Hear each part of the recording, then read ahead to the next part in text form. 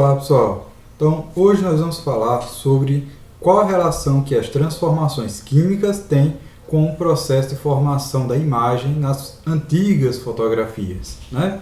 Hoje em dia as fotos elas são registradas por máquinas digitais que usam alguns sensores que convertem, né, a imagem em um sinal que é gravado lá em alguma determinada mídia. Mas antigamente eram utilizados os chamados filmes fotográficos. Esses filmes fotográficos eles foram inventados por George Eastman e no ano de 1884, né? Lá pelo ano de 1884. Esses filmes eles consistem em uma camada de celulose que é revestida por uma gelatina e por sais de prata, né? Essa camada de celulose é como se fosse uma forma de apoio, enquanto que a gelatina serve para unir a celulose com os sais de prata, que são esses sais de prata que vão ser os responsáveis pela formação da imagem. Então, como é que ocorre este processo? Bem, lá na câmera existe um pequeno orifício, né, que só abre quando nós clicamos no botão. Então, o funcionamento básico de uma câmera é simples. Você tem um filme dentro dela, você vai ter um pequeno orifício que é por onde vai passar a luz, né, através da qual será registrada a imagem ali no filme, e tem um botãozinho que é o responsável por fazer a abertura, né, daquele orifício. Então ele abre e fecha, fazendo com que apenas uma pequena parcela de luz incida, né, venha a bater aqui no filme, como diz a história.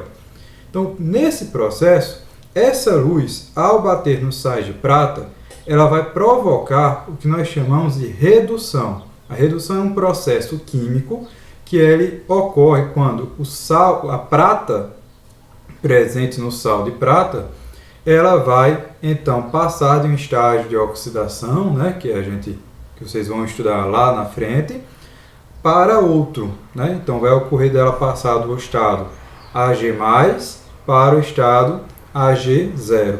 Esse processo químico é observado na prática pelo escurecimento do sal de prata. Então ele antes era um pouco mais claro, ele vai escurecendo com base na quantidade de luz que ele recebe. Tá ok? Tanto que as regiões, quando é formada a imagem, as regiões mais sombreadas, elas ficam brancas e as mais claras ficam negras.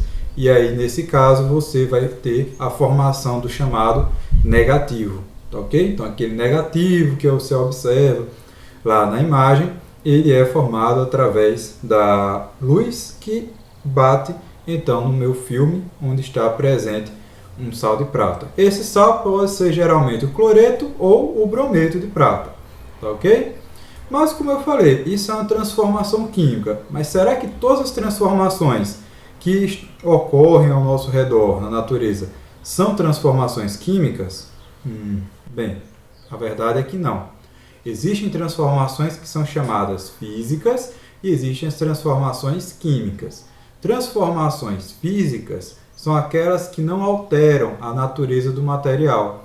Por exemplo, se você aquece a água ela sai do estado líquido para o estado de vapor, mas ela não deixa de ser água, tá ok? Então, nesse caso, eu tenho o que nós chamamos de transformação física. É diferente, por exemplo, se você pegar dois fios, né? Dois fios conectados a uma tomada e passar por uma água. Não recomendo que você faça isso em casa, viu? Mas para alguém que tem uma determinada experiência, ao fazer esse processo, né, ele vai ter o que nós chamamos de eletrólise da água, que aí nesse caso a água ela não é a água que está sendo passada para o estado de vapor, mas sim você está quebrando a molécula de água e formando gases oxigênio e hidrogênio, tá bem? Então é diferente de você simplesmente aquecer. Outro exemplo de uma transformação química que você pode observar no seu dia a dia é a própria queima da madeira. Quando você observa a madeira queimando, você está observando a liberação de gás, né? Aquele gás não existia, ele foi formado pelo quê? Pela combustão da madeira, ela está sendo queimada, está sendo transformada em gás, e um material muito diferente, que é a cinza, né? Então você tem aquela madeira mais rígida, que é transformada em gás, e um material meio esfarelado, que é a cinza. É uma transformação química que você também pode observar no seu dia a dia, tá ok? Bem, essas transformações, elas têm um meio pelo qual acontecem. No caso da fotografia, nós vimos que ela ocorre através da luz. Então, o meio pelo qual a prata reduz, né, e dá origem à imagem, ocorre quando a luz incide ali no filme de prata. Já no caso da queima da madeira, qual foi o meio? O calor. Então, o calor provocou a queima da madeira, né? Mas existem também outros, como por exemplo, quando você risca um fósforo, ali você tem a ação mecânica, porque o atrito do fósforo deu início a uma outra transformação química, que também é uma reação de combustão similar à da madeira. Também existem outros, como o contato entre substâncias, quando você joga um comprimido efervescente ali na água, também quando você passa uma corrente elétrica, que nem foi o caso da eletrólise da água que eu citei, né? Então, esses são os principais meios que nós vamos ter: calor, eletricidade, luz, ação mecânica e contato entre substâncias. Esses 5 meios, eles são os que mais aparecem, principalmente em alguma questão de vestibular, né? Ou que a gente mais identifica também na prática durante uma transformação química, tá bem? Mas como eu posso, então, representar? Você já pensou nisso? Observar uma reação química que ocorre no nosso dia a dia é comum, mas como eu posso colocar isso no papel? Será que todas as vezes eu tenho que descrever na forma de um texto?